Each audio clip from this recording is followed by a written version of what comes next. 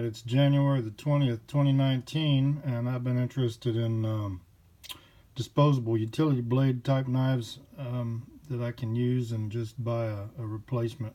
This one's a little different. It's a carpet knife. It is a Kobalt 21-2240. They say on the package it's a folding lockback carpet knife. All the other videos on the YouTube say that all of these things are dangerous, and I believe it. If you look at that kind of blade, it's completely different than the regular Stanley type blade. This package comes with little cartridges, some extras, and I don't know how many, but here it is, January the 20th, Kobalt carpet lockback knife for $13.98. And I just had to try this. I wished I had just bought blades because this thing is dangerous. Now it does have a lock for staying closed. This is a two-hand operation here. You can't open the darn thing without two hands. And that's probably a good thing. Now it comes with this little clear plastic protection sleeve that you can put on the end of this blade. And I would have it on there at all times except when used if it weren't for this video right now. It has a liner lock type lock to keep it open. Now that's as far as it opens. It doesn't open out straight. You can flick it. It's a lot smoother than some of the really cheapies. The pocket clip is good for the front pocket on a pair of jeans. That's all I ever test. I don't even wear a belt. Anyway, it is a one-handed possibility to change this blade tool-free. You can open that with one hand, and this thing is dangerous as hell. I wouldn't own it. You can read what Carpet Layers have to say about it. So there's that blade.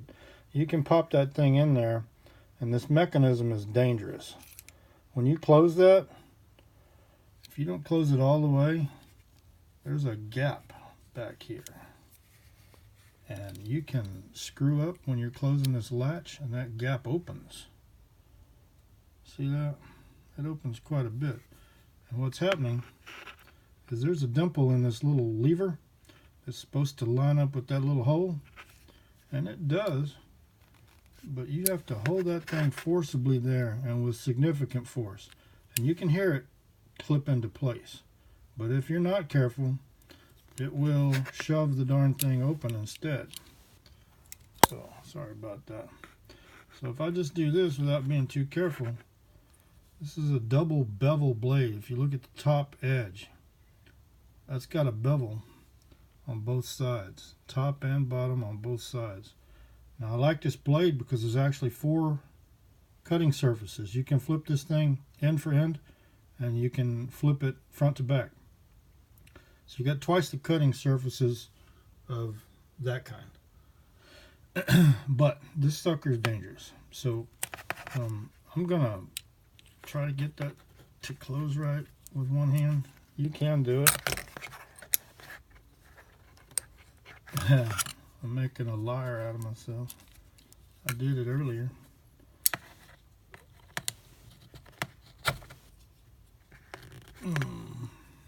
Wow.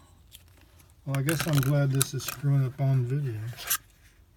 Oh, I see what's happened. The blade is no longer engaged. This slot needs to be on that little raised oval piece down in there.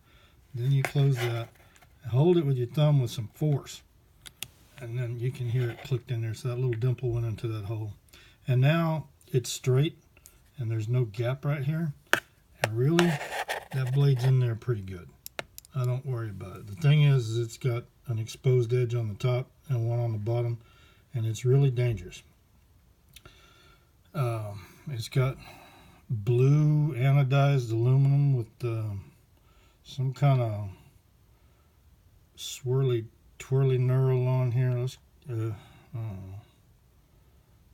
Anyway, it's kind of nice to look at. It's grippy, feels okay. It's really thick. It isn't clamped up tight like a good knife. Anyway, I don't like this thing and I wouldn't buy it. I should have just bought the blades to play with those. But it's got the liner lock and it closes. And you have to push that black button to get the thing to open, and that's a good thing. Here's a picture that you can't find on the internet. That edge of the blade is hidden behind the handle. That's a good thing. However, it doesn't take much, and the entire bevel of that blade can stick up. Now that'll make you a whiny asshole for a couple of days. A little cut like that. Anyway, I can't open the thing more than once without a second hand, so I would call this a two-hand knife. Anyway, it doesn't take any special other kinds of blades. I would not allow it in my pocket without that plastic thing on the blade right there. Matter of fact, I wouldn't even own it if I lost that thing. I'm gonna probably try to give it to somebody. Anyway, don't know what more to say about it. It looks dangerous as hell. Anyway, I wouldn't buy it. They have better looking things on the market that don't fold. And some of them retract so the blade gets safely back inside the handle, and that's what I would go for if I was a carpet man. Jimmy out.